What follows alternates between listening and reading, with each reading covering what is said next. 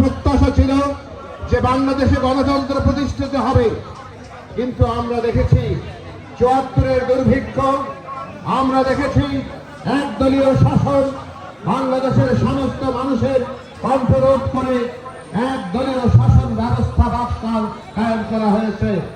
কোন রাজনৈতিক দলের রাজনীতি করার অধিকার ছিল না। সংবাদপত্র মাত্র সরকারি 4টি সংবাদপত্র ছাড়া সব মানুষের সংবাদপত্র বন্ধ করে দেওয়া হয়েছিল। একজন রাষ্ট্রপতির ব্যাংক ব্যালেন্স ছিল 12,000 টাকা, এদিকে মায় তার 2,000 টাকায় তার সংসার চলত। রেশনের চালের মোটা ভাত, জিয়াউর রহমানের 2 সন্তান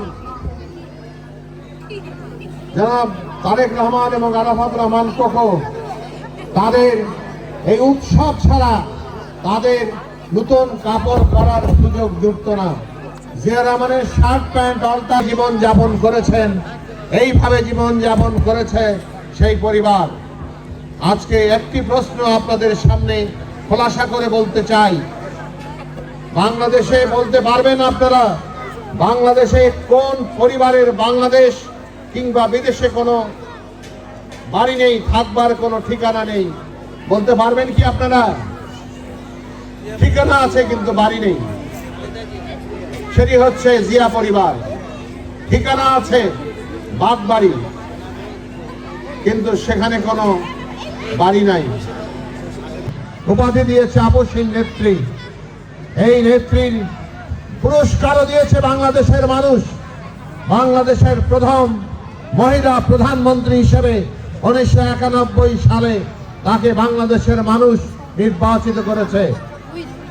আর এই দীর্ঘ রাজনৈতিক পথ পরিক্রমা কুসুমাস্তীর্ণ ছিল না।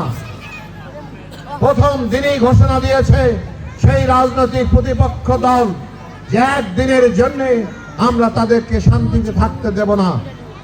আন্দোলন হয়েছে, গাড়ি পোড়ানো হয়েছে, 173 দিন হরতাল হয়েছে।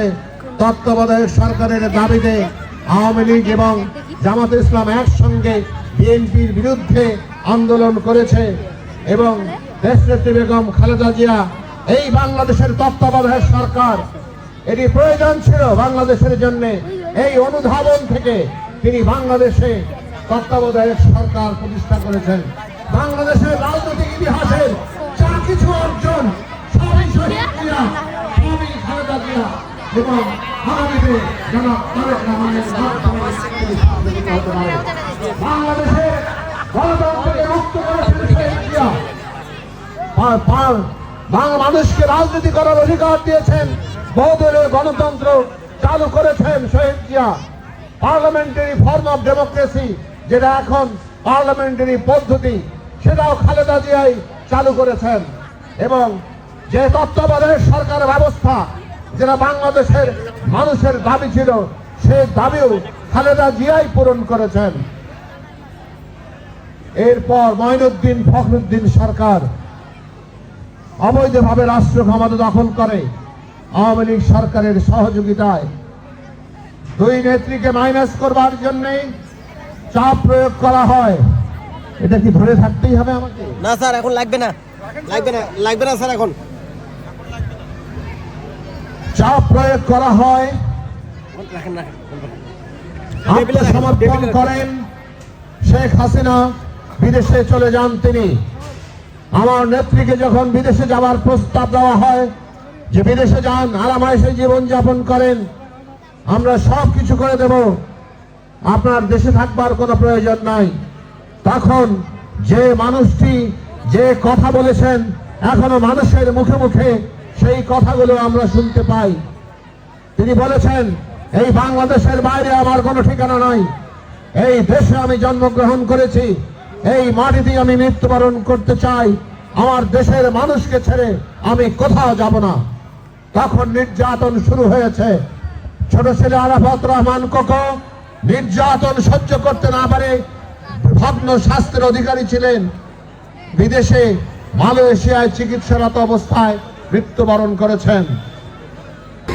আমার নেত্রীকে যখন বিদেশে যাওয়ার প্রস্তাব দেওয়া হয় যে বিদেশে যান, আরামায়েশে জীবন যাপন করেন, আমরা সব কিছু করে দেব, আপনার দেশে থাকবার কোনো প্রয়োজন নাই।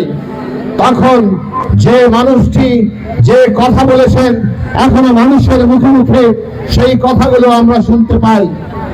তিনি বলেছেন, এই বাংলাদেশের বাইরে আমার কোনো ঠিকানা নাই, এই দেশে আমি জন্মগ্রহণ করেছি, এই মাটিতে আমি মৃত্যুবরণ করতে চাই, আমার দেশের মানুষকে ছেড়ে আমি কোথাও যাব না। তখন নির্যাতন শুরু হয়েছে। ছোট ছেলে আরাফাত রহমান কোকো নির্যাতন সহ্য করতে না পারে ভগ্ন স্বাস্থ্যের অধিকারী ছিলেন, বিদেশে মালয়েশিয়ায় চিকিৎসারত অবস্থায় মৃত্যুবরণ করেছেন। তার মা খালেদা জিয়া তখন এই অফিসের মধ্যে দীর্ঘদিন বন্দী জীবন যাপন করছেন, অবরুদ্ধ জীবন যাপন করছেন। সেই অফিসের মধ্যে ভাগ্যক্রমে কিছু চাল ছিল, তা না হলে না খেয়ে থাকতে হতো। যে ইচ্ছা সেই ইচ্ছা পূরণ করেন। আমরা যেমন তার কথায় জীবন বাজি রেখে বিএনপির 65 লক্ষ কোটি মানুষ যেভাবে আপনাদেরকে সাথে নিয়ে লড়াই করেছি, সেই বাংলাদেশ গড়বার জন্য আমরা খালেদা জিয়ার স্বপ্নের বাংলাদেশ গড়বার জন্য আপনাদেরকে সাথে নিয়ে লড়াই অব্যাহত রাখবো, যতক্ষণ পর্যন্ত আমাদের প্রিয় নেত্রীর শেষ ইচ্ছা পূরণ না হয়। এই কথা বলে আমার বক্তব্য শেষ করছি। আমার এই অবহেলিত অনন্ত পশ্চাৎপদ এলাকার মানুষের জন্য আমাকে মনোনীত করেছেন এবং তার আকাঙ্ক্ষা পূরণের জন্য আমাকে কাজ করতে বলেছেন। সেই কাজ করার সুযোগ আপনাদের কাছে চেয়ে আমি আমার বক্তব্য শেষ করছি। খোদা হাফেজ। বাংলাদেশ জিন্দাবাদ। আম্মা ইয়াসিফুন ওয়া সালামুন আলাল মুরসালিন ওয়ালহামদুলিল্লাহি রাব্বিল আলামিন।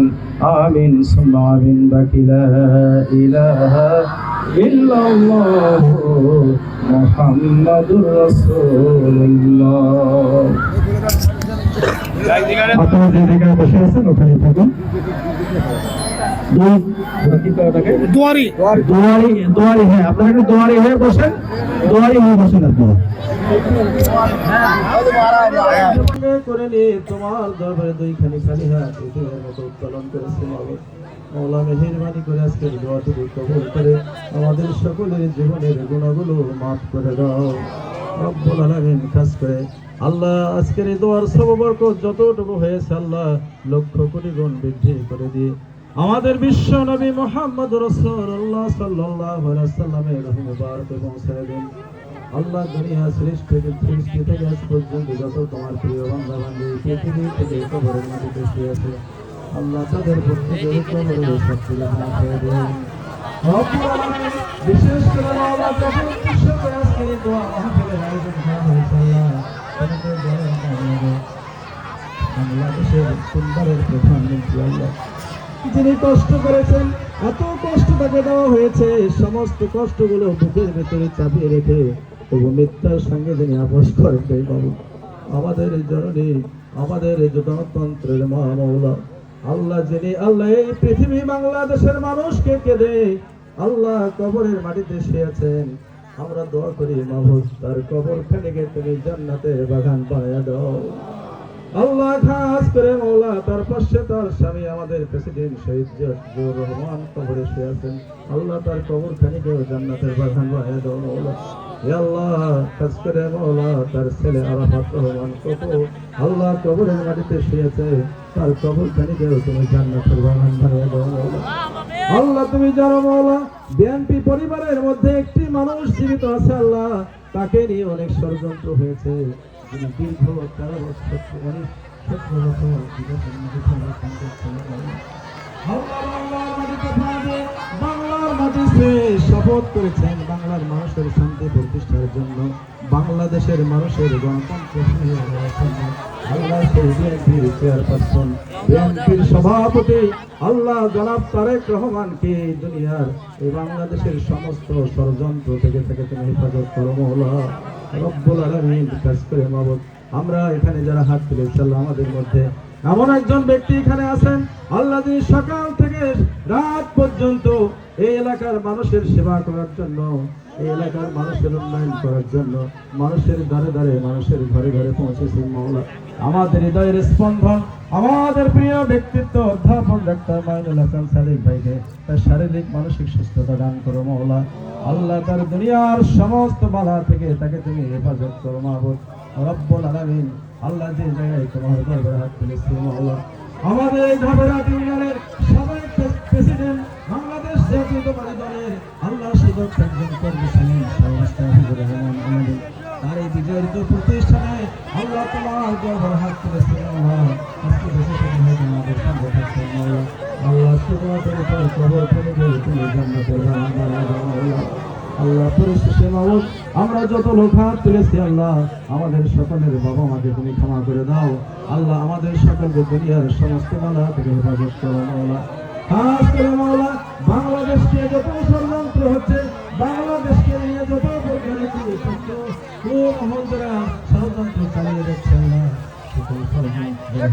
বাংলাদেশকে তুমি মুক্ত করে বাংলাদেশে একটি সুশাসন প্রতিষ্ঠা করার জন্য আল্লাহ এই দেশের মানুষকে ঐক্যবদ্ধ হওয়ার শক্তি দান করে দাও আল্লাহ। পরিশেষে তোমার উপর রাজি জানাই মাওলা। এই অনুষ্ঠানে আমার মনে হয় আমার চেয়ে বেশি গুণাগার আর কেউ নেই আল্লাহ। এতগুলো মানুষ আছে এখানে, অসংখ্য ওলামা আছে, অসংখ্য মুরব্বী আছে, যুবক আছে, মা ও বোনেরা আছে আল্লাহ, নেতৃবৃন্দ আছে যাকে তুমি ভালোবাসো, তার হাতের ওসিলায় আজকের দোয়াটুকু তোমার দরবারে কবুল আর মঞ্জুর করে নাও মাওলা।